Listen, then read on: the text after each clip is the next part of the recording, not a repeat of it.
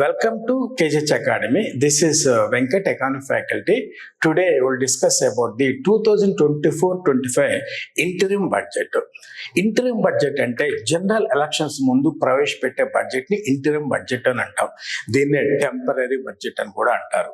చూడండి, మనకి భారతదేశంలో మొట్టమొదటిసారి బడ్జెట్ ఎస్టిమేషన్ ప్రవేశపెట్టింది ఎవరు అంటే అక్బర్ చక్రవర్తి కాలంలో రాజా తోటమల్ ఫైనాన్స్ మినిస్టర్ ప్రవేశపెట్టాడు. మరి బ్రిటిష్ కాలంలో 1860లో జేమ్స్ విల్సన్ అనే వ్యక్తి మొట్టమొదటిసారిగా మనకి బడ్జెట్ ఎస్టిమేషన్ ప్రవేశపెట్టారు. స్వతంత్రం వచ్చిన తర్వాత మనకి షణ్ముగ శెట్టి బడ్జెట్ ఎస్టిమేషన్ ప్రవేశపెట్టడం జరిగింది. అయితే బడ్జెట్ ఎస్టిమేషన్ వరుసగా 6సారి ప్రవేశపెట్టిన వ్యక్తులు ఇద్దరు ఉన్నారు భారతదేశంలో. ఒకళ్ళు వచ్చేసరికినేమో మొరార్జీ దేశాయ్, రెండో వచ్చి నిర్మలా సీతారామన్. ఓకేనండి, అసలుకి బడ్జెట్ అంటే చూడండి, రాబోయే సంవత్సరానికి రాబోయే ఆదాయాలు మరియు వ్యయాలకు సంబంధించిన లిఖితపూర్వక కోశ నివేదికనే బడ్జెట్ ఎస్టిమేషన్ అంటారు. చూడండి, బడ్జెట్ అనే ఇంగ్లీష్ పదము బొగట్టె అనే ఫ్రెంచి పదం నుంచి ఏర్పడింది. బొగట్టె అని అంటే లెదర్ బ్యాగ్ అనమాట ఫ్రెంచి భాషలో. అయితే ఫైనాన్స్ మినిస్టర్స్ లెజిస్లేటివ్ బాడీలో మనకి బడ్జెట్ ఎస్టిమేషన్ ప్రవేశపెట్టే ముందు వాళ్ళు దానికి సంబంధించిన డాక్యుమెంట్స్ అనేది లెదర్ బ్యాగ్లో క్యారీ చేసేవాళ్ళు అనమాట. 2021-22 నుండి నిర్మలా సీతారామన్ డిజిటల్ బడ్జెట్ని ప్రవేశపెట్టింది. అయితే ఇక్కడ నేషనల్ సింబల్ ఉండే రెడ్ క్లాత్ బ్యాగ్లో ట్యాబ్ని క్యారీ చేస్తుంది అనమాట. ఇది 4th digital budget of the Nirmala Sitharaman, first interim digital budget అనమాట. 2024-25 ఇంటరిమ్ బడ్జెట్ లో మొత్తం బడ్జెట్ ఎంత అంటే 47.66 lakh crores అనమాట. మరి లాస్ట్ ఇయర్ అయితేనేమో 45 lakh crores, ఈ సంవత్సరం అయితేనేమో 47.5 lakh crores అని బడ్జెట్ ఎస్టిమేషన్. అంటే ప్రభుత్వం అన్ని రకాల ఖర్చునే బడ్జెట్ ఎస్టిమేషన్ అంటాం. అంటే ప్రభుత్వం రెవెన్యూ వ్యయము మరియు మూలధన వ్యయం, రెవెన్యూ ఎక్స్పెండిచర్, మూలధన ఎక్స్పెండిచర్, మొత్తం ఎక్స్పెండిచర్ని కలిపితే మనకి బడ్జెట్ ఎస్టిమేషన్ అంటాం. సో దీన్ని మనం డీటెయిల్డ్గా మనం పరిశీలిద్దాం. చూడండి, 2024-25 ఇంటరిమ్ బడ్జెట్ హైలైట్స్ ని మనం పరిశీలిద్దాం. చూడండి, ఈ టోటల్ బడ్జెట్ అనేది 47,65,768 lakh crores అనమాట. అంటే ప్రభుత్వం అన్ని రకాల ఖర్చునే మనం బడ్జెట్ గా చెప్పుకుంటాం. చూడండి, ఈ బడ్జెట్ యొక్క మెయిన్ మోటో ఏంటి, what is the main objective of this budget అని అంటే జై జవాన్, జై కిసాన్, జై విజ్ఞాన్, జై అనుసంధాన్, వీటిని సాధించటం అనేది లక్ష్యంగా పెట్టుకున్నారు ఈ బడ్జెట్లో. అయితే రాబోయే 5 సంవత్సరాల కాలంలో ఈ 4 కేటగిరీస్ మీద ఫోకస్ చేయటం అనేది ఈ బడ్జెట్లో సూచిస్తున్నారు అనమాట. అంటే ఇక్కడ చూడండి, 4 కేటగిరీస్ అంటే జ్ఞానం అని అంటాం. మరి మోడీ ప్రతి సందర్భంలో కూడా మనకి సోషల్ జస్టిస్ సాధించాలని చెప్తూ ఉంటారు. అంటే ఈ 4 అంశాల మీద ఫోకస్ చేయటం ద్వారా మనకి సోషల్ జస్టిస్ సాధించవచ్చు అని చెప్తున్నారు. దాని ఆధారంగా నిర్మలా సీతారామన్ అనేది ఈ 4 అంశాల మీద ఫోకస్ అనేది చేయబడింది. మరి దీన్నే జ్ఞాన్ అని అంటాం. జీ అంటేనేమో గరీబ్, వై అంటేనేమో యువ, నెక్స్ట్ ఏ అంటేమో అన్నదాత, ఎన్ అంటే నారీ శక్తి. సో ఈ 4 కేటగిరీస్ మీద రాబోయే 5 సంవత్సరాల్లో ఫోకస్ చేయటం అనమాట. చూడండి, మనకి గరీబ్ అని అంటే పేదవాడు పేదరికం నుంచి బయటికి తీసుకురావటము, యూత్ ఎంపవర్మెంట్, వ్యవసాయదారుని డెవలప్ అయ్యే విధంగా చేసుకోవటము, నెక్స్ట్ ఉమెన్ ఎంపవర్మెంట్ సాధించడం అనమాట. అయితే ఇక్కడ ఇంకో అంశం మనం తీసుకుందాం. బై 2047 ఇండియా అనేది డెవలప్డ్ కంట్రీగా తీర్చిదిద్దుకోవటం. ఇక్కడ చూడండి, మనకి 1947లో మనకి స్వతంత్రం వచ్చింది. మరి 2047కి 100 years అని చెప్తాం. అయితే ఆల్రెడీ మనకి స్వతంత్రం వచ్చి 75 years అవుతుంది. మరి 2047 నాటికి మనకి డెవలప్డ్ కంట్రీగా అవతరించాలనేది మనం ఒక ముఖ్య టార్గెట్ గా పెట్టుకున్నాము. మనకి ఇంకా 25 years ఉంది. మరి డెవలప్డ్ కంట్రీ చేరుకోవటానికి ఇంకా 25 years ఉంది. దీన్ని అమృత కాలం అని అంటాం. వండి దీన్ని అమృత కాలం అంటాం. కాబట్టి మనం 2047 నాటికి ఇండియా అనేది డెవలప్డ్ కంట్రీగా అవతరించాలనేది ఒక టార్గెట్ గా పెట్టుకున్నాం. వికసిత్ భారత్ బై 2047. వికసిత్ భారత్ అంటే డెవలప్డ్ ఇండియా అని అర్థం. డెవలప్డ్ ఇండియా అని అర్థం అన్నమాట. అంటే మనకి 2047 నాటికి మనకి డెవలప్డ్ కంట్రీగా అవతరించాలనేది లక్ష్యంగా మనం పెట్టుకున్నాము. మరి దీన్ని డెవలప్మెంట్ మంత్రం పదాన్ని దీంట్లో ఉపయోగించారు. ఓకేనండి. మన ఇంకా 25 years ఉంది. మనకి 2047 చేరుకోవడానికి మన ఇంకా 25 years ఉంది. ఈ 25 years కాలాన్ని అమృత కాలం అని అంటారు. చూడండి, వికసిత్ అనే పదాన్ని, వికసిత్ అంటే డెవలప్మెంట్ అని అంటాం. దీన్ని ఇంగ్లీష్లో డెవలప్మెంట్ అని అంటాం. అంటే ఈ పదాన్ని నిర్మలా సీతారామన్ బడ్జెట్లో 9 times పలకటం జరిగింది. వికసిత్ డెవలప్మెంట్ అనే పదాన్ని 9 సార్లు ఆమె ఉచ్చరించింది. తర్వాత ఏమో అమృత కాల్. సో అమృత కాల్ అనే పదాన్ని 5 times అనేది ఆమె ఉచ్చరించింది అనమాట. Next 58 minutes budget. 58 minutes అంటే లెస్ దాన్ ది 1 hour గా చెప్పుకుంటాం. ఓకేనండి. నిర్మలా శాతం సుదీర్ఘమైన బడ్జెట్ ఎస్టిమేషన్ ప్రవేశపెట్టింది. కాబట్టి అది చాలా చిన్న బడ్జెట్, ఎందుకంటే ఇంటర్మ్ బడ్జెట్ కాబట్టి తక్కువ టైం అనేది కేటాయించడం జరిగింది. ఓకేనండి. ఇక్కడ మనకి చూద్దాం, డెవలప్మెంట్ మంత్రం అనేది ఒక ఉచ్చరించటం అన్నమాట. మరి గత సంవత్సరంలో సబ్కా సాత్ సబ్కా వికాస్ అనే 2 మంత్రాలని కాంప్రహెన్సివ్ డెవలప్మెంట్ లో చూపించాలని గత బడ్జెట్ లో చెప్పారు. మరి ఈ బడ్జెట్ లో వచ్చి తెలికినామో సబ్కా సాత్ సబ్కా వికాస్ సబ్కా విశ్వాస్, ఈ 3 మంత్రాలని సబ్కా ప్రయాస్ బ్యాకప్ చేస్తూ ట్రినిటీ ఆఫ్ డెమోక్రసీ అండ్ డైవర్సిటీలో చూపించాలని ఈ 3 మంత్రాలు తెలియజేస్తున్నాయి అన్నమాట. ఓకే, మనకి డెవలప్డ్ ఇండియా బై 2047. మనకి 2047 నాటికి భారతదేశం 100 సంవత్సరాలకు చేరుకుంటుంది. మరి ఇప్పటికీ మనకి స్వతంత్రం 75 years అవుతుంది. మరి 2047 చేరుకోవడానికి మనకి ఇంకా 25 years కాలం ఉంది. దీన్ని అమృత కాలం అని అంటాం.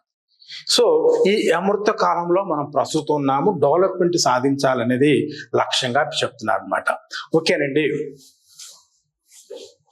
ఇక్కడ చూడండి, జ్ఞాన్ అనేది మనం చెప్పుకున్నాం.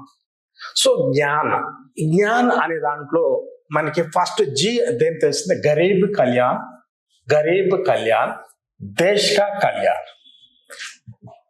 మరి జ్ఞాన్ అనే దాంట్లో మనకి ఎన్ని అంశాలు ఉన్నాయి? 4 అంశాలు ఉన్నాయి. ఈ బడ్జెట్ లో ఈ 4 అంశాల మీద ఫోకస్ చేయటం జరిగింది.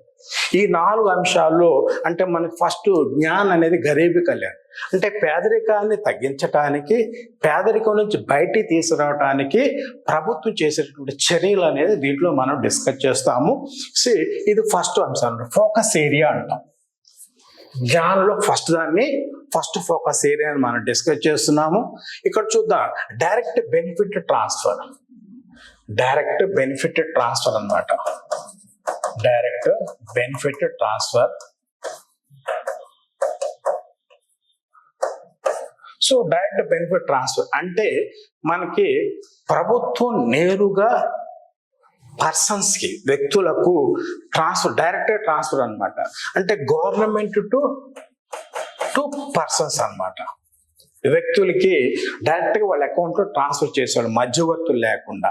దీనివల్ల అంటే ఇప్పటివరకు 2.7 lakh crore rupees అనేది డీబీటీ ద్వారా మనీ అనేది ట్రాన్స్ఫర్ చేయడం జరిగింది. మధ్యవర్తులు లేకుండా నేరుగా ఖాతాదారులకి, టార్గెటెడ్ పర్సన్స్ చేరుకుంటుంది అన్నమాట. మరి ఇక్కడ చూడండి, 25 crore పీపుల్ అనేది మల్టీ డైమెన్షన్ పావర్టీ నుంచి బయటపడ్డారు అని చెప్తున్నారు. 25 కోట్ల మంది, ఇండియన్ పాపులేషన్ లో ఉన్న 25 కోట్ల మంది పావర్టీ నుంచి బయటపడ్డారు. తర్వాతనేమో క్రెడిట్ అసిస్టెన్సీ అనేది ఇవ్వటం జరిగింది. ఎవరికి? 78 lakh స్ట్రీట్ వెండర్స్. సో మనకి ఏ ప్రోగ్రాం కింద పిఎం స్వానిధి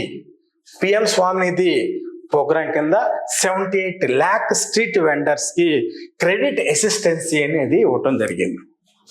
సో ఈ క్రెడిట్ అసిస్టెన్సీ ద్వారా మనకి పేదరికం నుంచి బయటపడటానికంటే వాళ్ళకి ఆదాయాలు పెరిగి తర్వాత పేదరికం తగ్గడానికి అవకాశం ఉంటుంది అన్నమాట. చూడండి, మనకి 25 crores పాపులేషన్, మరి 2013 to 14లో 29.2% పావర్టీ ఉంది ఇండియాలో. మరి 2015 to 16లో 24.9% పావర్టీ ఉంది. నెక్స్ట్ 2019 to 20 15%, తర్వాత 2020 to 23లో 11.3%. అంటే పావర్టీ అనేది డిక్లైన్ అవుతూ ఉంది గత 10 సంవత్సరాల్లో కదండి. సో ఇది పేదరికాన్ని తగ్గించడానికి ప్రభుత్వం తీసుకున్నటువంటి చర్యలు అనేది మనకి ఈ ఫోకస్ ఏరియా 1 అంటే గరీబ్ కళ్యాణంలో మనం తెలుసుకున్నాం. నెక్స్ట్ ఎంపవరింగ్ ద యువతని ఎంపవర్ చేయటం అన్నమాట. సో వాళ్ళని శక్తివంతులు చేయటం ఎలా అని చూద్దాం. 1.4 crore యూత్ కి ట్రైనింగ్ ఇవ్వటం జరిగింది స్కిల్ ఇండియా మిషన్ కింద. అంటే వాళ్ళు ట్రైనింగ్ తీసుకోవటం ద్వారా ఎంప్లాయ్మెంట్ ఆపర్చునిటీస్ అనేది పొందుతారు. తర్వాత యూత్ అనేది డెవలప్మెంట్ కి దారి తీస్తుంది అన్నమాట. నెక్స్ట్ వచ్చేసరికినేమో fostering entrepreneur aspirations of youth కి 43 crore లోన్స్ అనేది 43 crores లోన్ ఫెసిలిటీ అనేది శాంక్షన్ చేయటం జరిగింది. మరి ఏ పథకం కింద?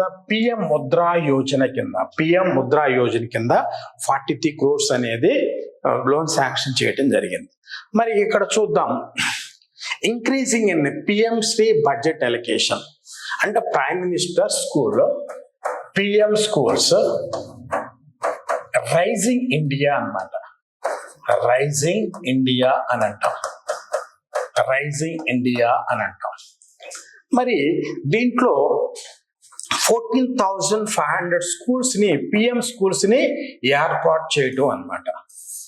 అయితే లాస్ట్ ఇయర్ బడ్జెట్ లో 4,000 crores అలాట్మెంట్ చేయడం జరిగింది. ఈ బడ్జెట్ లో సరిగ్గా 6,050 crores అనేది అలాట్మెంట్ జరిగింది. ఓకేనండి. సో దీనివల్ల ఏమవుతుందంటే యూత్ ఎంపవర్మెంట్ అనేది జరుగుతుంది. అయితే మనకి Indian institute of technology IITs అనేది చాలా ప్రతిష్టాత్మకమైనటువంటి కాలేజ్ దేశంలో. వాళ్ళు దాంట్లో ఉద్యోగం చేసే దాంట్లో చదువుకున్న వ్యక్తులకి ప్యాకేజ్ ఎక్కువగా ఉంటుంది అనమాట. సో మనకి 2014లో మనకి 16 కాలేజెస్ ఉండే IITs, Indian institute of technologies just 16 ఉండి 2023లో మనకి 23కి పెరిగినాయి అన్నమాట. IITs all India institute of medical sciences అనేది 7 ఉండేవి, ఇప్పుడు 22కి పెరిగింది అనమాట. 22కి పెరిగింది. ఓకేనండి. Next universities. సో యూనివర్సిటీస్ మన 2014లో 723 ఉంటే అది 2023కి 1,113కి పెరిగినాయి అనమాట. సో ఇక్కడ ఐఐటీస్ పెరిగినాయి, ఐఐఎంస్ పెరిగినాయి, యూనివర్సిటీస్ నెక్స్ట్ లెవెల్లో పెరిగినాయి. తర్వాత ఏమో పిఎం స్కూల్స్ కూడా అలాట్మెంట్ పెంచారు. సో స్కిల్ ఇండియా మిషన్ కింద ట్రైనింగ్ కూడా ఇవ్వటం జరిగింది దీనివల్ల. నెక్స్ట్ మనకి జ్ఞానంలో 2 కంప్లీట్ చేశాము. ఇప్పుడు 3వ అంశం తీసుకుందాం.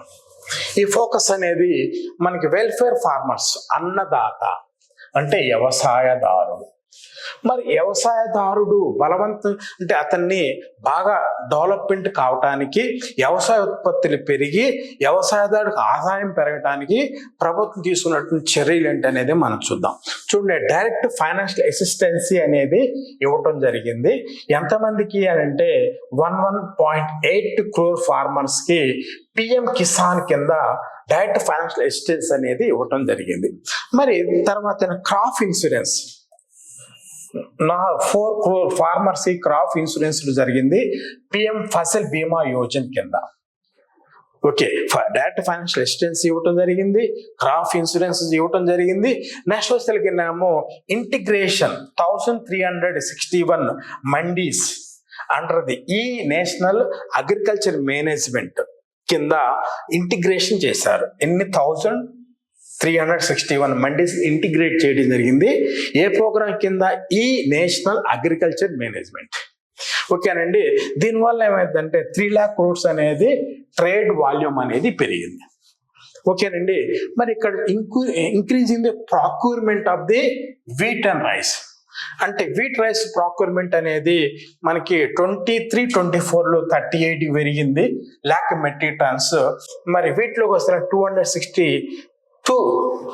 lakh మెట్రిక్ టన్స్ కి పెరిగింది అనమాట. అంటే మనకి గతంతో పోల్చుకుంటే ఇక్కడ పెరగటం అనేది జరిగింది. మరి ఫోకస్ ఏరియాలో జ్ఞాన్లో లాస్ట్ అంశం ఏంటి అని అంటే నారీ శక్తి, ఉమెన్ ఎంపవర్మెంట్ అని అంటాం. స్త్రీ సాధికారం సాధించడం. మరి దీనికి సంబంధించిన అంశాలు ఏం చూద్దాం. మరి 30 crore ముద్రా యోజన లోన్స్ అనేది డిస్ట్రిబ్యూట్ చేయడం జరిగింది ఉమెన్ ఎంటర్‌ప్రెన్యూర్స్. అంటే బిజినెస్ ఉమెన్ ఎంటర్‌ప్రెన్యూర్స్ ఉంటారు కదండి. ఉమెన్ ఎంటర్‌ప్రెన్యూర్స్ కి వాళ్ళకి 30 crores ముద్రా లోన్స్ అనేది మనకి లోన్స్ అనేది ఇవ్వటం జరిగింది. Next female enrolment in higher education 28% పెరిగింది గత 10 సంవత్సరాల్లో. ఇది కూడా ఉమెన్ ఎంపవర్మెంట్ అని తెలియజేస్తుంది. Next 43% female enrolment in STEM courses. S అని అంటే సైన్స్, టీ అంటే టెక్నాలజీ, ఈ అంటే ఇంజనీరింగ్, ఎం అంటే మ్యాథ్స్. అంటే మనకి science, technology, engineering, maths related కోర్సులో ఫిమేల్ ఎన్రోల్మెంట్ అనేది 43% పెరిగింది అన్నమాట. చూడండి, ఉమెన్ని లక్షాధికారిగా చేయటానికి మన 83 lakh సెల్ఫ్ హెల్ప్ గ్రూప్స్ ద్వారా 1 crore ఉమెన్ కి ఆర్థిక సహాయం అనేది చేయటం జరిగింది. మరి ఇక్కడ చూస్తే rise in the female labour force participation. అంటే ఫిమేల్ లేబర్ ఫోర్స్ అని అంటే ఇక్కడ చూద్దాం, మనకి ఇండియాలో వస్తేనేమో మనకి డామినేషన్ ఆఫ్ ది మెన్ ఉంటుంది, ఉమెన్ వర్క్ పార్టిసిపేషన్ తక్కువగా ఉంటుంది. అయితే మనకి women participation in agriculture, industry, service సెక్టార్లో మనకి 2017-18లో 23.3% ఉంటే ఇది 37% కి 2022-23కి పెరిగింది అనమాట. అంటే women work participation in the ఎకానమీలో పెరిగింది అనమాట. దీనివల్ల ఏమవుతుందంటే మనకు ఉమెన్ ఎంపవర్మెంట్ పెరుగుతుంది, మనకి సోషల్ జస్టిస్ కూడా ప్రమోట్ అవుతుంది అనమాట. కాబట్టి జ్ఞాన్ అంటే 4 అంశాల మీద మనకి ఈ బడ్జెట్లో ఫోకస్ చేయటం జరిగింది. ఓకేనండి. చూడండి, మనకి ఇప్పటివరకు జ్ఞాన్ అంటే 4 అంశాల మీద ప్రాధాన్యత అనేది ఇవ్వటం జరిగింది ఈ బడ్జెట్ ఎస్టిమేషన్ లో. అంటే జ్ఞాన్ అంటే గరీబ్, యూత్ ఎంపవర్మెంట్, అన్నదాత, ఉమెన్ ఎంపవర్మెంట్ 4 అంశాల మీద మనకి ఫోకస్ చేయటం జరిగింది. రెండో అంశం ఏంటంటే మనకి స్ట్రాటజీ ఫర్ అమృత కాల్. చూడండి, స్ట్రాటజీ ఫర్ అమృత్ కాల్ అనేది దాని అమృత కాల్ యొక్క స్ట్రాటజీస్ ని మనం పరిశీలించాలి. ఈ మొత్తం 5 ఉన్నాయి. అంటే మన స్వతంత్రం వచ్చి 75 years అవుతుంది. మరి 2047 నాటికి అన్ని నీడ్స్ కంప్లీట్ అవుతాయి. 2047 నాటికి భారతదేశం డెవలప్డ్ కంట్రీగా అవతరించాలనేది ఒక టార్గెట్ మనకి. మరి 2047 చేరుకోవటానికి అంటే 100 years డెవలప్డ్ కంట్రీకి చేరుకోవటానికి ఇంకా 25 years టైం ఉంది. ఈ 25 years టైంని మనం అమృత కాలం అంటాం. ఈ అమృత కాలంలో మనకి 5 స్ట్రాటజీస్ ని ఈ బడ్జెట్ ఎస్టిమేషన్ లో డెవలప్ చేశారు అన్నమాట. ఈ 5 స్ట్రాటజీస్ ని మనం పరిశీలిద్దాం. చూడండి, ఫస్ట్ వచ్చేసరికి సస్టైనబుల్ డెవలప్మెంట్. చూడండి, సస్టైనబుల్ డెవలప్మెంట్ అని అంటే భావి తరాలకి ఉపయోగపడే విధంగా సహజ వనరులు ఉపయోగించుకోవడానికి సస్టైనబుల్ డెవలప్మెంట్ అన్నమాట. అంటే మనకి రెన్యూవబుల్ ఎనర్జీని ఉపయోగించుకోవాలి, నాన్ రెన్యూవబుల్ ఎనర్జీని కాకుండా. ఓకే, సో అది మనకి టార్గెట్ అన్నమాట. మరి సస్టైనబుల్ డెవలప్మెంట్ గోల్స్ అనేది 2030 నాటికి సాధించాలని లక్ష్యంగా పెట్టుకుంది ప్రపంచం. సో మనకి 17 సస్టైనబుల్ డెవలప్మెంట్ గోల్స్ అనేది పెట్టుకున్నారు. దాంట్లో సస్టైనబుల్ డెవలప్మెంట్ గోల్స్ 17 ఉన్నాయి. అంటే పేదరికాన్ని తగ్గించడం, ఉపాధి కల్పించటము, ఎన్విరాన్మెంట్ ప్రొటెక్ట్ చేసుకోవటం, వెట్ ల్యాండ్ కాపాడుకోవటం, ఇట్లా చాలా చాలా అంశాలు ఉన్నాయి అన్నమాట. ఓకేనండి. సో మరి commitment to meet net zero by 2070 నాటికి నెట్ జీరోకి చేరుకోవటం, అంటే క్లోరోఫ్లోరో కార్బన్ జీరో స్థితికి తీసుకురావటం అన్నమాట. అంటే మనకి ఫసిల్ మినరల్స్ ని ఎనర్జీగా వాడటం వల్ల క్లోరోఫ్లోరో కార్బన్ అనేది అక్యుములేట్ అవుతుంది అట్మాస్ఫియర్ లో. దీనివల్ల ఏమంటే గ్లోబులేషన్ పెరగటము, తర్వాత ఏమో ఓజోన్ లేయర్ దెబ్బతింటం, దీనివల్ల ఎర్త్ అనేది డ్యామేజ్ జరుగుతుంది అనమాట. సో అలా కాకుండా జీరో లెవెల్ తీసుకురావటం అనమాట. మరి దీంట్లో భాగంగా ఏం అంశాలు తీసుకొని వచ్చారు అంటే చూడండి, గ్యాప్ ఫండింగ్ ఫర్ విండ్ ఎనర్జీని పెంపొందించుకోవటము, తర్వాత ఏమో setting of coal gasification liquefaction కెపాసిటీని పెంచుకోవటం, next CNG PNG compressed biogas blending చేసుకోవటం, అంటే బ్లెండింగ్ చేయటం అనేది మ్యాండేటరీ చేయటం అనమాట. Next financial assistance for procurement of the biomass aggregation machineries, వాటిని పెంపొందించడం కోసం మనకి ఫైనాన్షియల్ అసిస్టెన్స్ అనేది ఇవ్వటం అనమాట. నెక్స్ట్ వచ్చేసరికినేమో సస్టైనబుల్ డెవలప్మెంట్ సాధించడానికి ఈ అమృత కాలంలో so rooftop solarisation programme, మరి దీని ద్వారా ఏం చేస్తుంటే 1 కోటి ఇళ్ల మీద రూప్ టాప్ సోలరైజేషన్ చేయటం అనమాట. తద్వారా ఏమవుతుందంటే 300 units free electricity for month కి రూపొందించుకోవచ్చు అనమాట. ఓకేనండి. So rooftop solarisation programme దీన్ని ఎంకరేజ్ చేసుకోవాలి.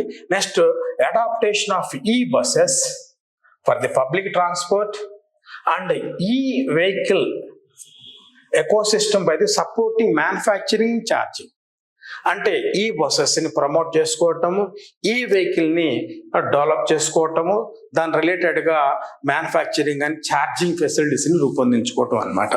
ఓకేనండి. నెక్స్ట్ వచ్చేసరికినేమో మన సస్టైనబుల్ డెవలప్మెంట్ అమృత కాలం సాధించడానికి new scheme for bio manufacturing bio foundry కి ఏర్పాటు చేసుకోవాలి, అంటే కొత్త స్కీమ్స్ ని ఏర్పాటు చేసుకోవాలి.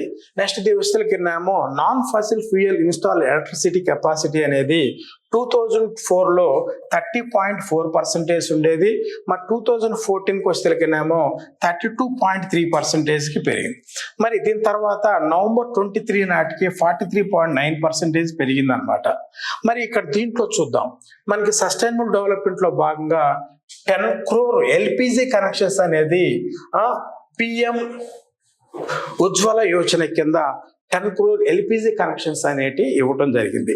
మరి చూడండి 10 crore LPG connections under the PM Ujjwala Yojana. Next 36 crore LED bulbs. Next 23.6 lakh 23.6 lakh fans and 72.2 LED tube lights అనేది డిస్ట్రిబ్యూట్ చేయడం జరిగింది under the Ujala. So PM Ujjwal కింద ఏమో ఎల్పిజి కనెక్షన్స్, ఉజాలా కింద అయితేనేమో LED bulbs, LED tube lights, next fans అనేది distribute చేయడం జరిగింది. ఎస్ఎన్ఎల్పి కింద మనకి 1.3 ఎల్ఈడి స్ట్రీట్ లైట్స్ అనేది ఇవ్వటం జరిగింది అన్నమాట. నెక్స్ట్ అమృత కాలంలో second strategy infrastructure and investment అన్నమాట. ఇన్ఫ్రాస్ట్రక్చర్ అండ్ ఇన్వెస్ట్మెంట్ ని మనం పరిశీలిద్దాం. ఇది చూడండి, మౌలిక సదుపాయాలు పెట్టుబడులు పెంపొందించడం అన్నమాట. చూడండి, పిఎం గతిశక్తి ప్రోగ్రామ్ ద్వారా to improve the logistic efficiency and reduce cost కోసం మనకి 3 మేజర్ రైల్వే కారిడార్ ప్రోగ్రామ్స్ ని ఏర్పాటు చేయడం. ఓకేనండి. Next promotion of the foreign investment via bilateral investment treaties to be negotiated. అంటే ఫారిన్ ఇన్వెస్ట్మెంట్ ప్రమోట్ చేసుకోవాలి అనమాట బయలాటరల్ ట్రీటీస్ ద్వారా, ఇన్వెస్ట్మెంట్ ట్రీటీస్ ద్వారా. Next expansion of the existing airports and comprehensive development of new airports Udan scheme కింద చేసుకోవటం, expansion చేసుకోవడం airports కానీ, తర్వాతనేమో న్యూ ఎయిర్పోర్ట్స్ ని ఎక్స్పాన్షన్ చేసుకోవటం.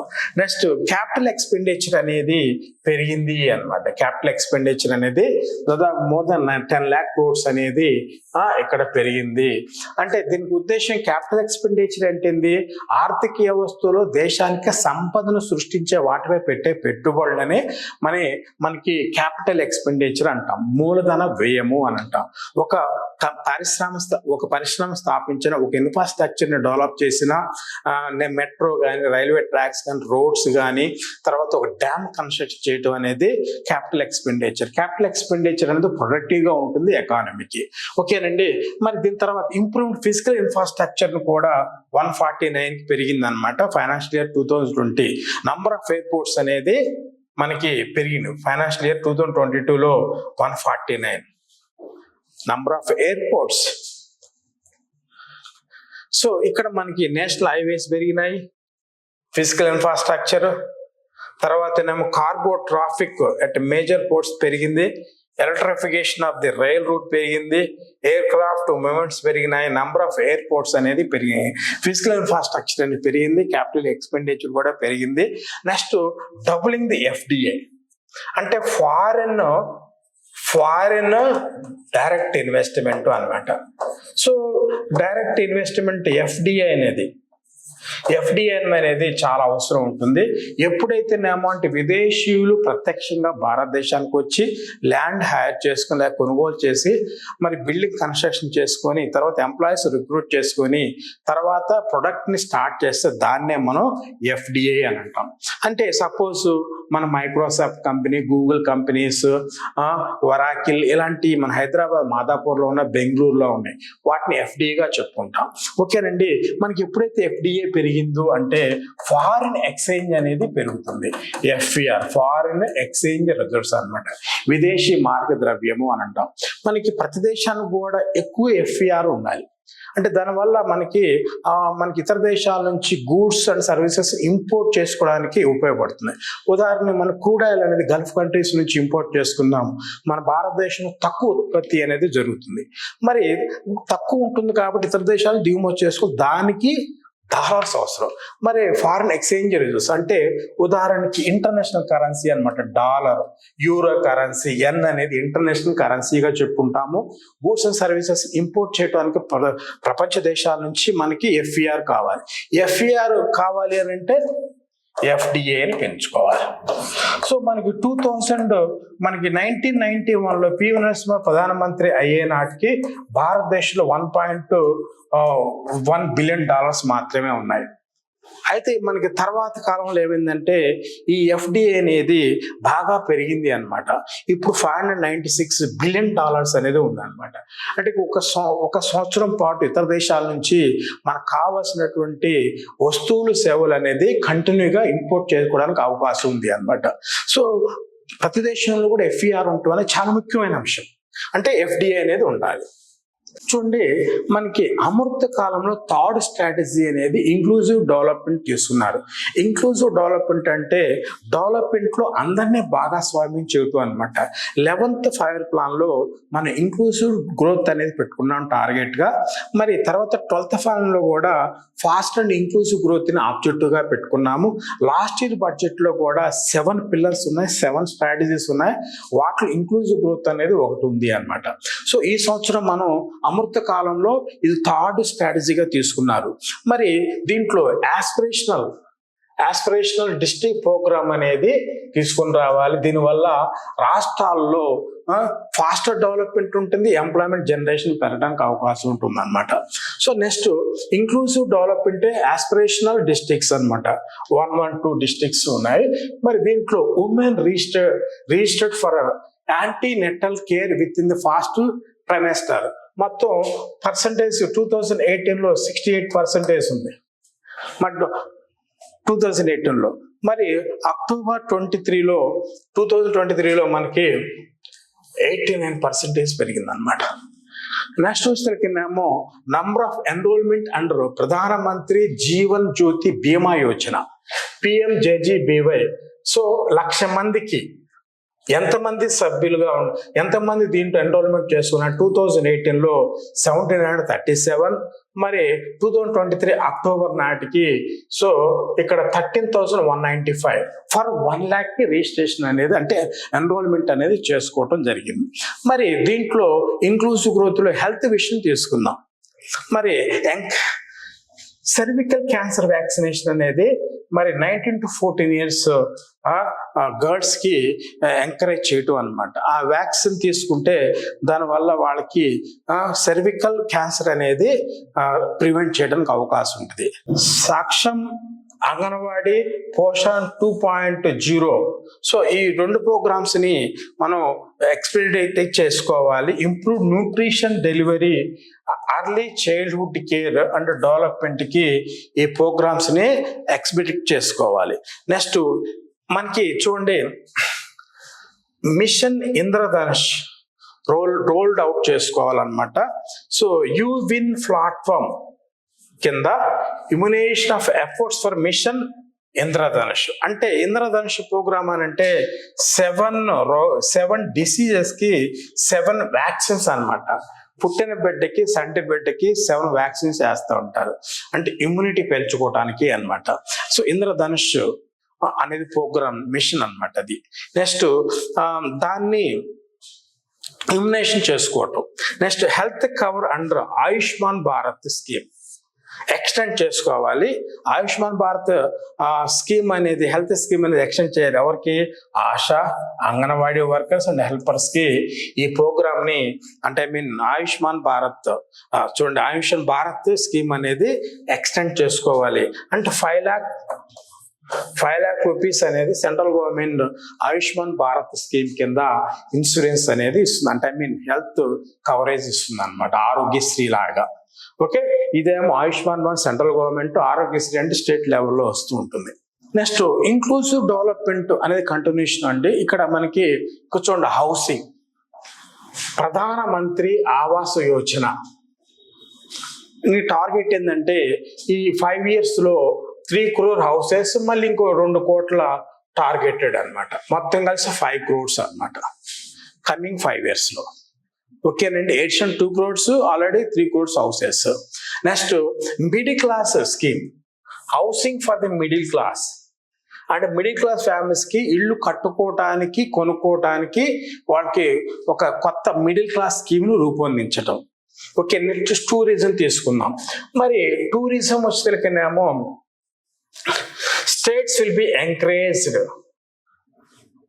ఐకానిక్ టూరిస్ట్ సెంటర్స్ ని డెవలప్ చేయడానికి స్టేట్స్ కి ఎంకరేజ్ చేయాలి అన్నమాట. మరి లోకల్ ఎంటర్ప్రెన్యూర్స్ ద్వారా. Next long term interest free loans to the states to encourage the development. అంటే long term interest free loans అనేది రాష్ట్రాలు కల్పించడం ద్వారా వాళ్ళకి దానివల్ల మనకేమంటే టూరిజం అనేది డెవలప్ అవుతుంది. నెక్స్ట్ G20 మీటింగ్స్ అనేది 60 ప్లేసెస్లో ప్రజెంట్ చేయడం జరిగింది. దీనివల్ల ఆ ప్లేసెస్ అనేది టూరిజం డెవలప్ అయింది. నెక్స్ట్ లక్షద్వీప్లో కూడా మనకి port connectivity projects for the port connectivity, tourism infrastructure, amenities will be taken up to islands including the Lakshadweep islands. Lakshadweep కలిపి కనెక్టివిటీ చేసుకోవటం, పోర్ట్ కనెక్టివిటీస్ కానీ, టూరిస్ట్ ఇన్ఫ్రాస్ట్రక్చర్ కానీ, amenities ని డెవలప్ చేసుకోవటం అన్నమాట. Next strategy for Amrit Kaal, food and food processing అనేది మనం తీసుకుందాము. మరి దీంట్లో ఈ అగ్రికల్చర్ ఫుడ్ ప్రాసెసింగ్ అనేది ఇది ఒక స్ట్రాటజీ అన్నమాట. Government will promote the private and public investment in the post harvested activities అన్నమాట. అంటే పోస్ట్ హార్వెస్టెడ్ యాక్టివిటీస్ అని అంటే ట్రాన్స్పోర్ట్, అంటే క్రాప్ కట్ చేసిన తర్వాత హార్వెస్టింగ్ అయిన తర్వాత next transport, storage, market, post harvesting activities ని లో మనకి ప్రైవేట్ పార్టిసిపేషన్ ని తీసుకురావటం అన్నమాట. Next application of nano DAP టైఫేరియా అమోనియా ఫాస్ఫేట్ ఎక్స్పాన్షన్ చేయటం ఆగ్రో క్లైమాటిక్ జోన్స్ లో అనమాట. సో నానో డ్యాప్ అనేది ఎరువులు కదండి. సో అమోనియా ఫాస్ఫేట్ టైఫేట్ ఇలాంటిది ఆగ్రో క్లైమాటిక్ జోన్స్ ని ఎక్స్పాండ్ చేయటం అనమాట. అంటే దీన్ని తక్కువ సైజులో ఎరువుల్ని ఏర్పాటు చేయటం. ఓకేనండి. Next comprehensive programme for the dairy development formulate చేసుకోవాలి. ప్రధానమంత్రి మత్స్య సంపద యోజన అనేది ఎన్హాన్స్ చేసుకోవాలి. ఎందుకనంటే ఆక్వాటిక్ కల్చర్ ప్రొడక్టివిటీ పెంచుకోవడానికి, doubling exports, generate more employment. Aquatic product ని పెంచుకోవడానికి, నెక్స్ట్ ఎక్స్పోర్ట్స్ ని పెంచుకోవడానికి, నెక్స్ట్ ఎంప్లాయ్మెంట్ పెంచుకోవడానికి మనకి ఇంప్లిమెంటేషన్ ఆఫ్ ది ప్రధానమంత్రి మత్స్య సంపద యోజన అంటే ఈ ఫిషరీస్ డెవలప్ చేసుకోవడం అన్నమాట. Fisheries aquatic life. సో దీనికి 5 integrated aqua parks to be setup. 5 aquatic parks అనేది దాన్ని సెటప్ చేస్తూ ఉంటారు. మరి ఇక్కడ చూడండి, increasing allocation for the blue regulation అంటే ఫిషరీస్ అన్నమాట. ఫిషరీస్ మన లాస్ట్ బడ్జెట్ లో 2025 చూడండి 2025 crores అనేది లాస్ట్ 23-24 లో, మరి 24-25 లో 2352 crores కి పెంచడం జరిగింది. మరి ఇక్కడ చూద్దాం. నెక్స్ట్ వస్తే increased allocation PM formulation of micro food processing entrepreneur scheme అన్నమాట. సో దీని కింద మరి గత సంవత్సరం అయితేనేమో 639 crores, మరి ఈ ఇంటిన బడ్జెట్ లో 880 crores అనేది తీసుకుని రావడం జరిగింది. Resilience performance of the Indian ఎకానమీలో డెవలప్మెంట్ అనేది ఏ విధంగా కనపడుతుందని ఈ గ్రాఫ్స్ ద్వారా మనం తెలుసుకోవచ్చు. చూడండి, decline the CAD as GDP. మన జీడిపిలో క్యాట్ అనేది తగ్గుతూ వచ్చింది చూసారా. అంతకుముందు ఎక్కువగా ఉండేది. 2014 లో మనకి 1.5 కంటే ఎక్కువగా ఉంది. మరి 2019 లో మనకి క్యాడ్ అనేది పెరిగింది, తర్వాత తగ్గుతూ వచ్చింది. ప్రస్తుతం వచ్చేసరికేమో 1% అనేది ఉందన్నమాట. అంటే కరెంట్ అకౌంట్ డెఫిసిట్ అని అంటారు. క్యాడ్ అని అంటే కరెంట్ అకౌంట్ డెఫిసిట్ అని అంటారు. సో క్యాడ్ అని అంటే ఇప్పుడు చూడండి, మనకి ఎగుమతుల కంటే దిగుమతులు ఎక్కువగా ఉంటే కరెంట్ అకౌంట్ డెఫిసిట్ ఏర్పడుతుంది. అంటే దీనివల్ల ఎకానమీకి డ్యామేజ్ అవుతుంది అనమాట. కానీ కరెంట్ అకౌంట్ సర్ప్లస్ ఉండాలి. అంటే దిగుమతుల కంటే ఎగుమతులు ఎక్కువ ఉంటే మంచిది ఎకానమీ. కాబట్టి దీనివల్ల క్యాడ్ తగ్గుతూ ఉంటే మనకి ఫ్యూచర్ లో కరెంట్ అకౌంట్ సర్ప్లస్ లో పోవడానికి అవకాశం ఉంది అనమాట. Next declining unemployment rate. చూడండి, 6.1 ఉంది, 5.8 ఉంది, 4.8, 4.7, 2021-22 4.1, నెక్స్ట్ 2022-23 3.2% అనేది మనకి అన్ఎంప్లాయ్మెంట్ రేట్ అనేది ఉంది. నెక్స్ట్ నాన్ పర్ఫార్మింగ్ అసెట్ అన్నమాట. Non performing assets of the gross advance తగ్గుతుంది అన్నమాట. అంటే నాన్ పర్ఫార్మింగ్ అసెట్స్ అని అంటే రుణాలు తీసుకున్న 90 రోజుల్లో రుణం కట్టకపోయినా, వడ్డీ కట్టకపోయినా నాన్ పర్ఫార్మింగ్ అసెట్స్ గా ప్రకటిస్తారు అనమాట. నిరర్ధక ఆస్తులు అని అంటాం. ఇది తగ్గింది అన్నమాట.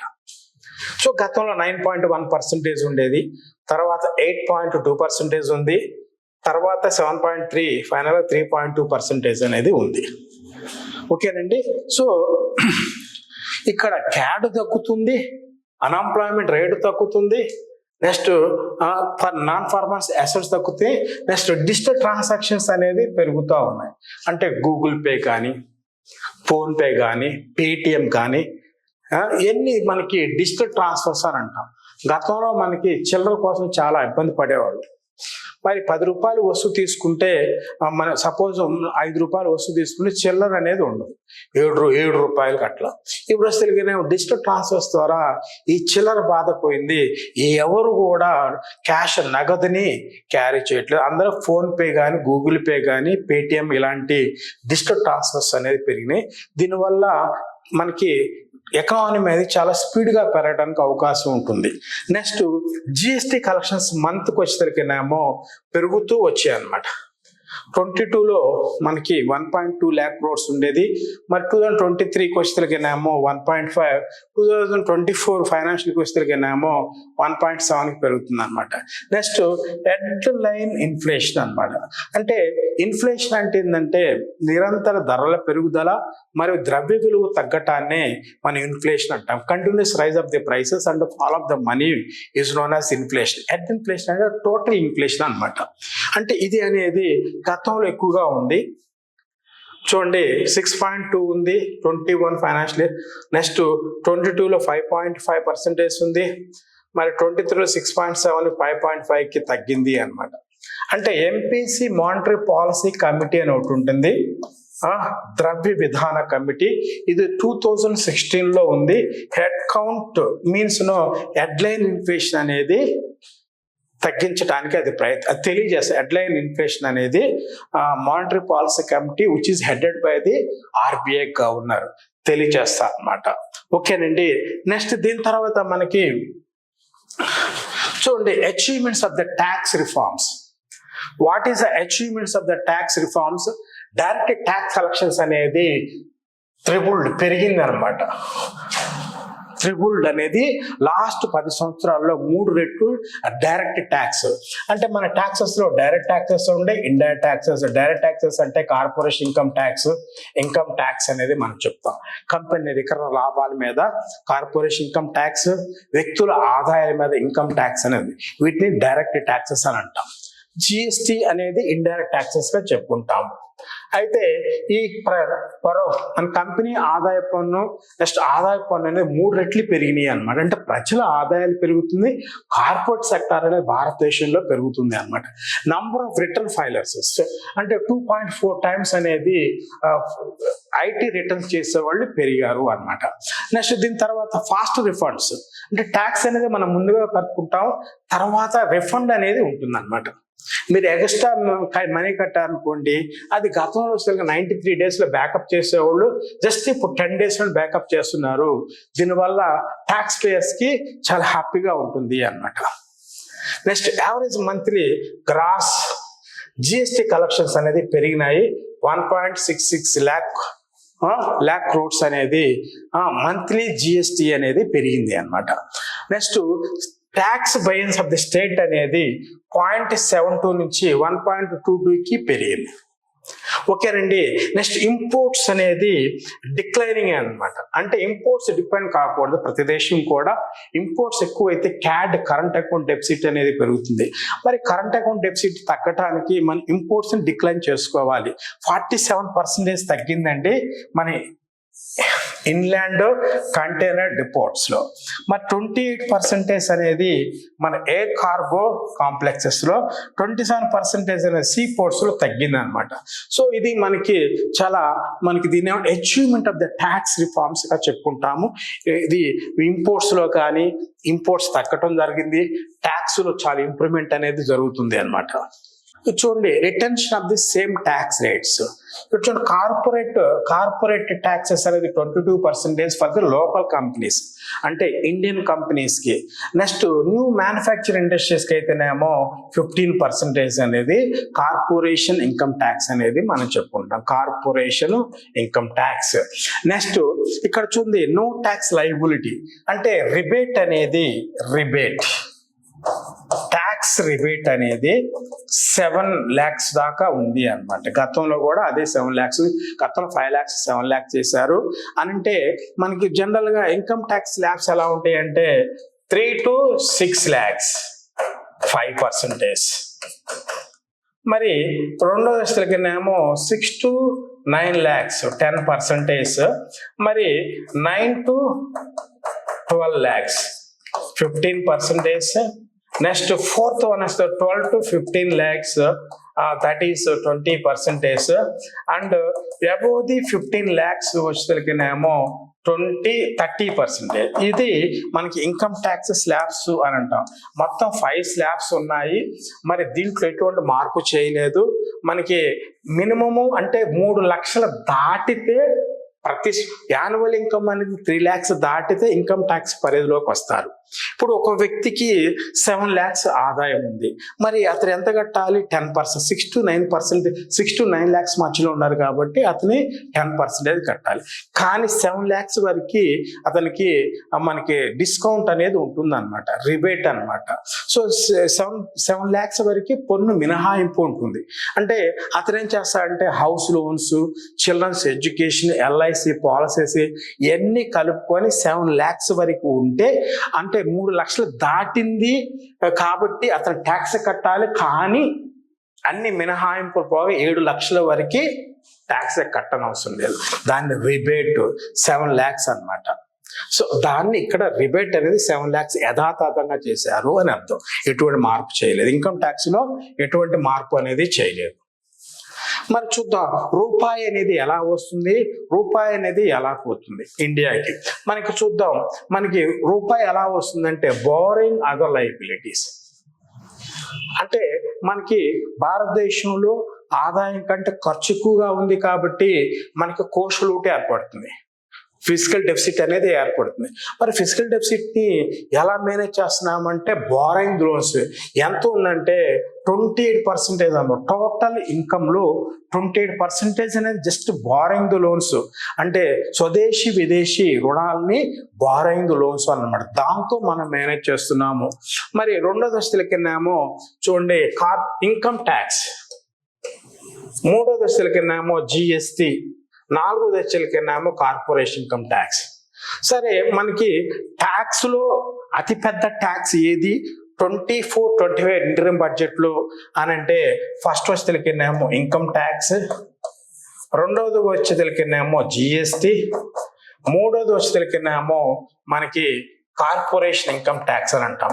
ఇదేమో 19%, ఇదేమో 18%, ఇదేమో 17%. మరి గత బడ్జెట్ లో తీసుకుంటే అయితే మనకి GST first place, next corporation income place second place, third వచ్చేసరికినేమో ఇన్కమ్ ట్యాక్స్ అని చెప్పుకుంటాము గత బడ్జెట్ లో. మరి ప్రస్తుత బడ్జెట్ లో మార్పులు జరిగినాయి.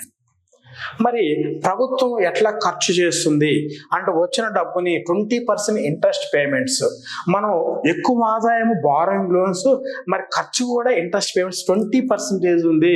ఇది కామన్ గా డెవలపింగ్ కంట్రీస్ లో ఈ లక్షణం అనేది కనపడుతుంది. తర్వాత వచ్చేసరికినేమో మరి స్టేట్ షేర్ ట్యాక్సెస్ డ్యూటీస్ అన్నమాట. అంటే కేంద్ర రాష్ట్ర ప్రభుత్వాలు, కేంద్ర ప్రభుత్వం పన్ను విధించి కేంద్ర ప్రభుత్వం వసూలు చేసుకొని కేంద్ర రాష్ట్ర ప్రభుత్వాలు పన్నుల్ని పంచుకుంటాయి అన్నమాట. అంటే ఇన్కమ్ ట్యాక్స్ కానీ, నెక్స్ట్ GST కానీ, మరి ఇలాంటి సర్వీస్ ట్యాక్స్ ఇలాంటివన్నీ అనేది కేంద్ర రాష్ట్ర ప్రభుత్వాలు పంచుకుంటాయి. మనకి 15th ఫైనాన్స్ కమిషన్ అనేది 41% రాష్ట్రాలకు 1% జమ్మూ అండ్ కాశ్మీర్ కేటాయించాలని చెప్పింది. దాని ఆధారంగా 20% దానికి వెళ్తుందండి. నెక్స్ట్ వచ్చేసరికినేమో central sector schemes. So total గా సెంట్రల్ గవర్నమెంట్ ఫైనాన్స్ చేసే schemes 16%, central sponsor schemes central state distribute చేసేది 8%, next finance commission to other transfers 8%, subsidies defence కి 8, సబ్సిడీ 6. కాబట్టి మనకి హైయెస్ట్ ఇన్కమ్ అయితేనే బారోయింగ్ అదర్ లయబిలిటీస్. ట్యాక్స్ పరంగా అయితేనేమో మనకి ఇన్కమ్ ట్యాక్స్ చెప్పుకుంటాం 19%, పేమెంట్ అయితేనేమో ఖర్చు అయితేనేమో ఇంట్రెస్ట్ పేమెంట్ గా చెప్పుకుంటాం. చూడండి allocation for the specific ministers. Allocation for the specific ministers అంటే minister of the defence 6.2 lakh crores అన్నమాట. సో హైయెస్ట్ దేనికి ఖర్చు పెడుతున్నారు, దేనికి కేటాయించి చేశారు? Ministry of the Ministry of the Defense, Ministry of the Transport and Highways 2.78, Ministry of Railways 2.55 lakh crores, Ministry of Consumer Affairs and Food Public Distribution 2.13 lakh crores, then Ministry of Home Affairs 2.03 lakh crores, next Ministry of Rural Development 1.77 lakh crores, Chemicals and Fertilizers 1.68, Ministry of Communication 1.37, Ministry of Agriculture and Farmers Welfare 1.27. Anyway దేశానికి రక్షణ అని చాలా important కాబట్టి అందుకని ప్రతి దేశం కూడా సాధారణంగా డిఫెన్స్కి అనేది ఎక్కువ కేటాయింపు చేస్తుంది. గత బడ్జెట్లో తీసుకున్న ప్రస్తుత బడ్జెట్లో తీసుకున్నా కూడా ఎక్కువ డిఫెన్స్కి అలాట్మెంట్ కామన్ గా ఉంటుంది అన్నమాట. చూడండి, allocation to the major schemes ఈ కోట్ల రూపాయల్లో తెలియజేస్తుంది. Mahatma Gandhi national rural employment guarantee programme 86,000 crores అనేది అలాట్మెంట్ జరిగింది. లాస్ట్ ఇయర్లో 60,000 crores అనేది. మరి నెక్స్ట్ వచ్చేసరికినేమో రెండో అంశం వేస్తానుగా సోలార్ పవర్కి 8,500 crores అనేది అలాట్మెంట్ చేయడం జరిగింది.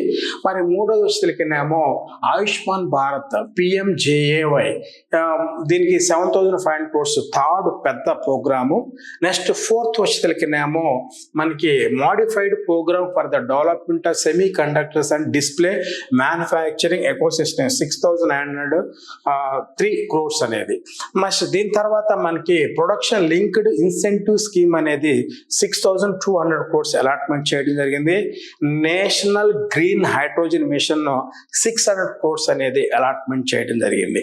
మరి దీని తర్వాత మనకి చూద్దాం, ఇక్కడ వచ్చేసరికినేమో ఇక్కడ ఇప్పటి వరకు మనకి ఏమేమి చెప్పుకున్నాము అని అంటే మనకి 24-25 బడ్జెట్ ఎస్టిమేషన్ యొక్క మోటో చెప్పుకున్నాము. నెక్స్ట్ 4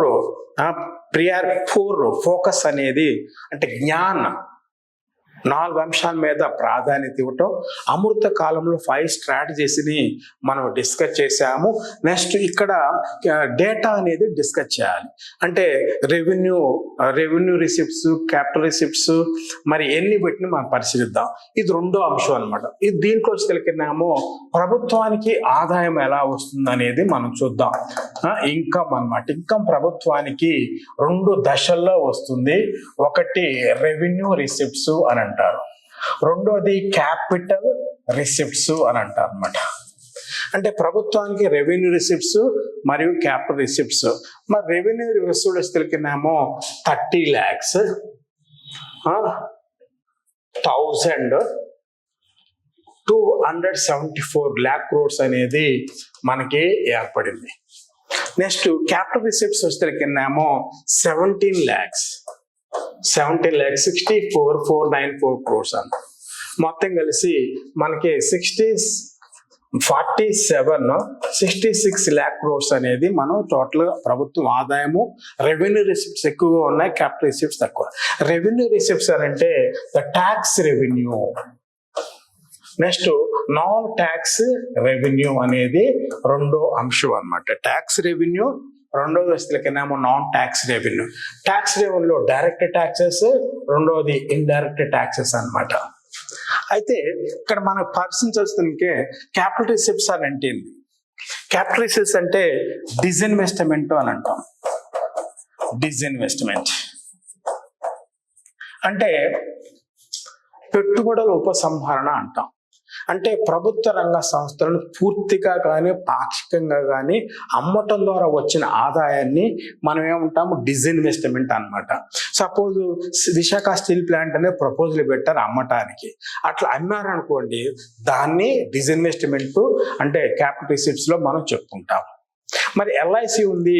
మరి లాస్ట్ ఇయర్ బడ్జెట్లో ఎల్ఐసిలో ఉన్న ఈక్విటీని స్టాక్ మార్కెట్లో రిజిస్టర్ చేశారు. వాటాను అమ్మటం ఇది అంటే పాక్షికంగా ఎల్ఐసిని అమ్మటం జరిగింది.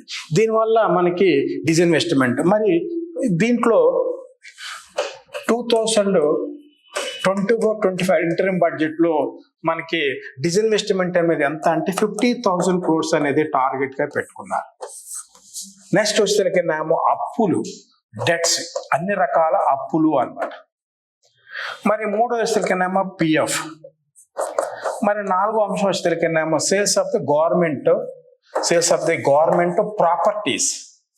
సపోజ్ మనకి హైదరాబాద్లో మరి కోకాపేటలో ఎకరం 100 కోట్లకు అమ్మారు. అట్లా అలాంటి ప్రభుత్వ భూముల్ని కానీ ఆస్తుల్ని కానీ అమ్మితే అది దేని కిందకు వస్తుందని అంటే మనకి క్యాపిటల్ రిసిప్ట్స్ కిందకు వస్తుంది. ఇట్లా అన్నమాట.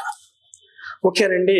అయితే వీటిలో ఎక్కువగా దేని నుంచి ఎక్కువ ఆదాయం వస్తుంది అని అంటే మనకి డెట్ నుంచి ఎక్కువ ఆదాయం వస్తుంది. డెట్ నుంచి ఎక్కువ ఆదాయం అనేది వస్తుంది అన్నమాట క్యాపిటల్ రిసిప్ట్స్ లో. రెవెన్యూ రిసిప్ట్స్ ఎక్కువగా ఉంటాయి, క్యాపిటల్ రిసిప్ట్స్ తక్కువగా ఉంటాయి. మరి ట్యాక్స్ రెవెన్యూ తీసుకుందాము. మరి ట్యాక్స్ రెవెన్యూలో మనకి పన్ను ఆదాయం అనేది 26 lakhs. చూడండి, పన్ను ఆదాయము 26 lakhs. చూడండి 26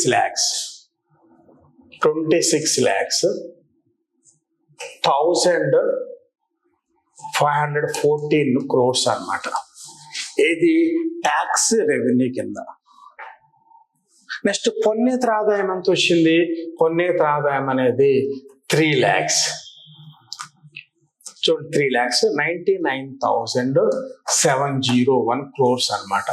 సో ఇక్కడేమో 26 lakhs ఏమో ట్యాక్స్ రెవెన్యూ వచ్చి, non tax revenue 3,99,000, nearly 4 lakhs అనమాట.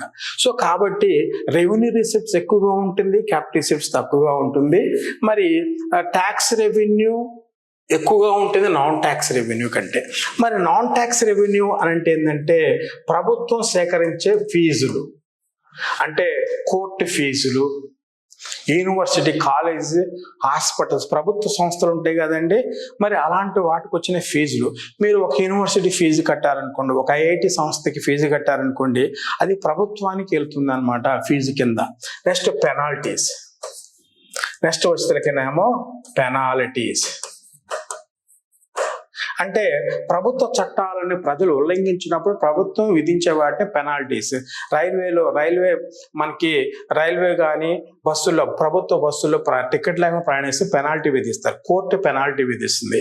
నెక్స్ట్ గ్రాంట్స్ కానీ. So next dividends and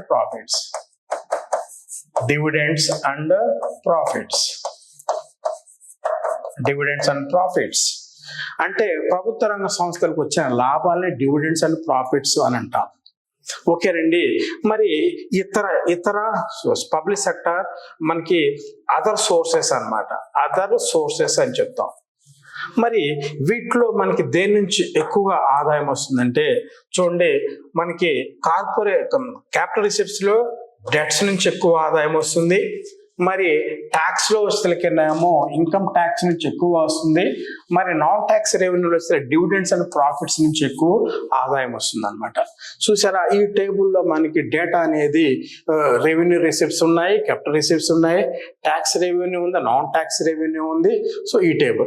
next వచ్చేనేమో 2 రకాలు ఉంటాయి, ట్యాక్స్ రెవెన్యూ ఉంటుంది, నాన్ ట్యాక్స్ రెవెన్యూ ఉంటుంది. ఇది చూడండి, tax revenue, non tax revenue, ఇది 2 కలిసి మనకి రెవెన్యూ రిసిప్ట్స్ అని అంటారు. రెవెన్యూ రిసిప్ట్స్ ఇక్కడ ఇచ్చారు, ఇదేమో ట్యాక్స్ రెవెన్యూ, ఇదేమో వచ్చేసరికేమో నాన్ ట్యాక్స్ రెవెన్యూ అని చెప్తాం. ఓకేనండి. మరి ట్యాక్స్ రెవెన్యూలో పన్ను ఆదాయం చూడండి, పన్నుల్లో వచ్చేసరికేమో మనకి ఇన్కమ్ ట్యాక్స్ తీసుకుందాం. ఇన్కమ్ ట్యాక్సెస్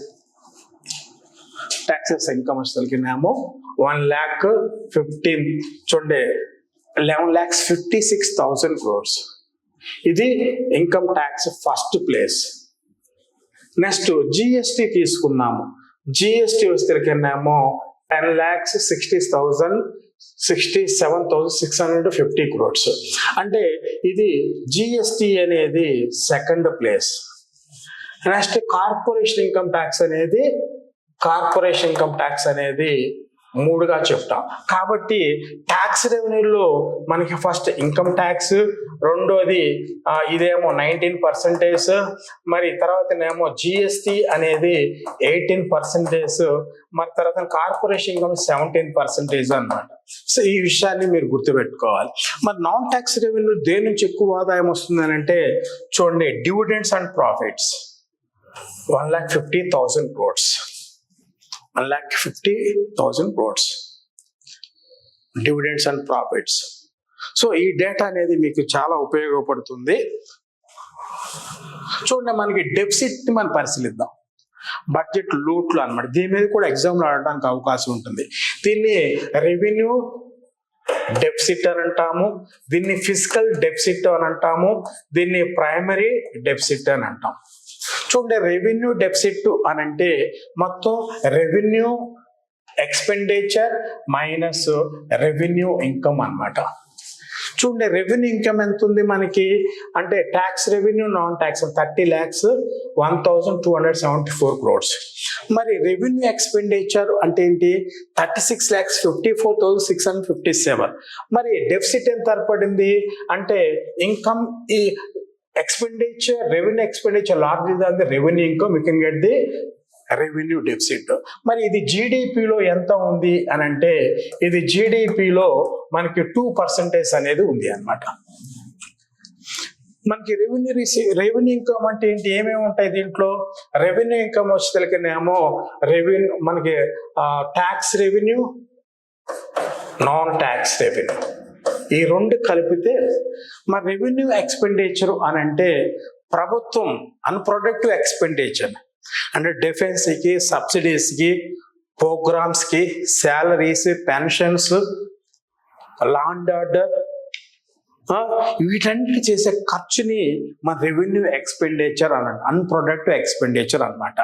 సో దేశానికి సంపదను సృష్టించవు అనమాట రెవెన్యూ ఎక్స్పెండిచర్ అనేది. మరి ఇక్కడ తీసుకున్నాము ఫిస్కల్ డెఫిసిట్, దీన్నే కోశ లోటు అంట. రెవెన్యూ లోటు, కోశ లోటు, నెక్స్ట్ వస్తేకైనా ప్రాథమిక లోటు అని చెప్తాం. ఇక్కడ వస్తేకైనామో మనకి అన్ని రకాల టోటల్ ఇన్కమ్ అన్నమాట. టోటల్ ఇన్కమ్ తీసుకుందాము. మరి ఈ టోటల్ ఇన్కమ్ అనేది ఏంటనేది పరిశీలిద్దాం. 30,80,274 అంటే దీనిలో ట్యాక్స్ రెవెన్యూ రిసిప్ట్స్ ఉంటాయి, క్యాపిటల్ రిసిప్ట్స్ ఉంటాయి. మరి క్యాపిటల్ రిసిప్ట్స్ అనేది కేవలం తక్కువ మాత్రమే తీసుకున్నారు.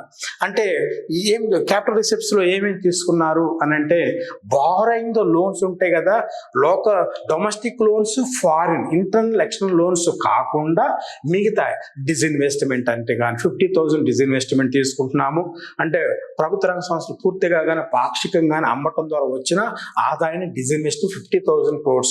అలాంటి అంటే బారోయింగ్ లోన్స్ తప్పనించి మిగతా క్యాపిటల్ రిసిప్ట్స్ అనేది దీంట్లో కలుపుతాం. మరి ఇది వచ్చేసరికినేమో టోటల్ ఎక్స్పెండిచర్, దీన్ని టోటల్ ఎక్స్పెండిచర్ అంటాం.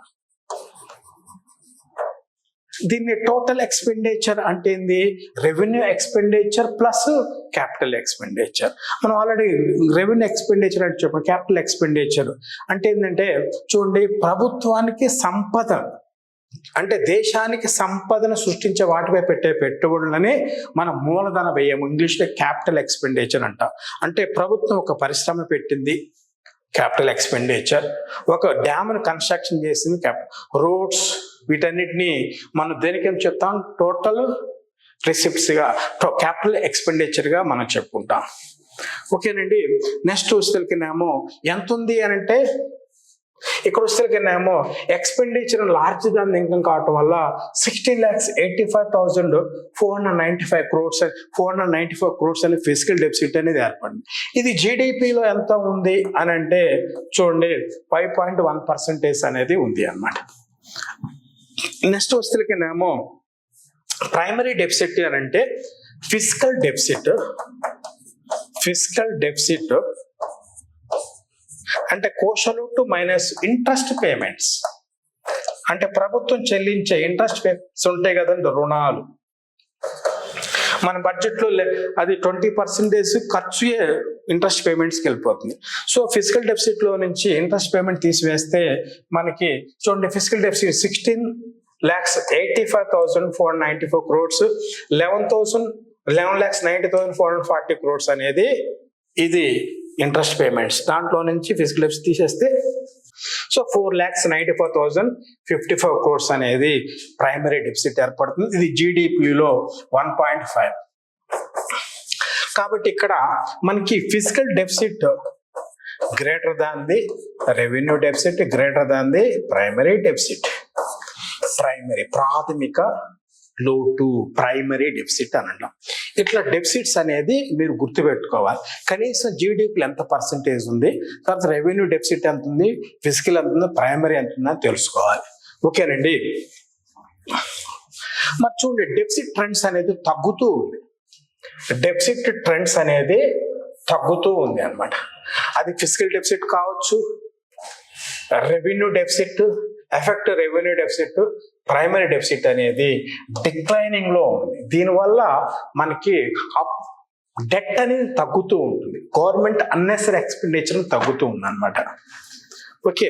నెక్స్ట్ వచ్చేనేమో ఇక్కడ చూడండి trends in the tax receipts. మనకి direct taxes plus indirect taxes అంటే టోటల్ గా మనకి ట్యాక్స్ అని చెప్తాం. మనకి మన జీడిపిలో ట్యాక్స్ పర్సంటేజ్ ఎంత ఉందంటే మరి లాస్ట్ ఇయర్ వచ్చేసరికినేమో 11.6, ఇప్పుడు 11.7 ఉంది అన్నమాట. అంటే ట్యాక్స్ రేషియో అనేది జీడిపిలో పెరుగుతుంది. డెవలప్డ్ కంట్రీస్లో ట్యాక్స్ పర్సంటేజ్ జీడిపిలో ఎక్కువగా ఉంటుంది అనమాట.